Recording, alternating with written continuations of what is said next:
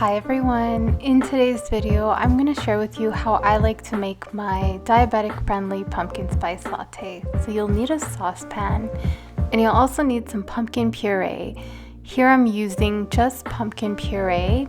It has no additives in it. I will also be using a slice of ginger, so you want to make sure you get a really good one. I'm also going to use allspice in this recipe. I'm going to use my favorite oat milk here, which is the barista oat. I don't have this often, but I love it. I'm going to use monk fruit sweetener here. If you have never used monk fruit, I highly recommend it. It tastes exactly like real sugar, and the great thing about this is it does not spike your insulin. It also looks exactly like real sugar. I find that the taste of this is exactly like real sugar as well. Other sweeteners have like a weird aftertaste, but there is absolutely no aftertaste with this. I do love the sweetener a lot. To add more depth to this pumpkin spice latte, I will be using some cloves. I will also be using ground nutmeg.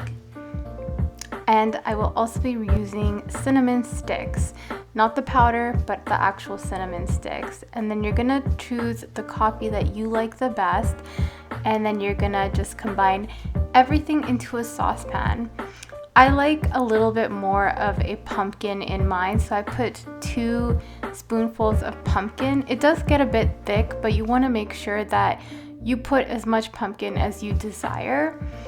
So here I'm just putting everything into the saucepan, and I want to specify you don't need a whole cinnamon stick because it'll get too overwhelmingly strong. So you just need a little bit of the cinnamon stick and it goes quite a long way.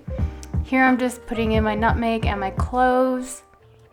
I'm going to be using 1 whole spoon of monk fruit sugar here, and I've also got my ginger slice that I've diced up. The reason why I diced it up was because I find that the flavors get released a lot better when you're brewing it, so I highly recommend this tip. For the final step, I'm just adding in my oat milk, and I will be taking over to my stove next. I wanted to mention that I also love just using a dash of all the spices.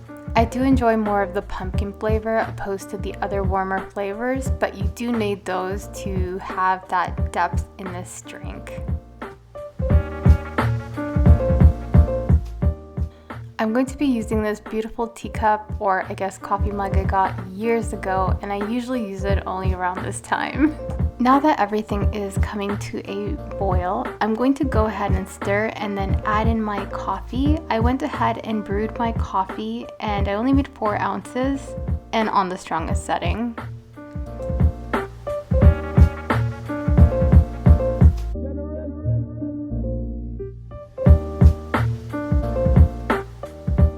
You want to go ahead and get a sieve so that you can separate the spices from the liquid.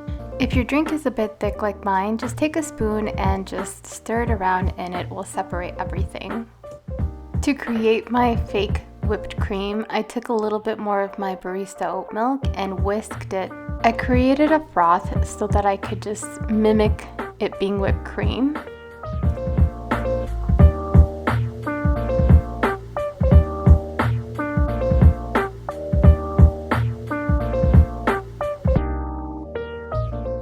I really hope that you guys enjoy this recipe. I know that it is pumpkin spice latte season, and I really hope that you guys get to have your little fix if you're into it as well.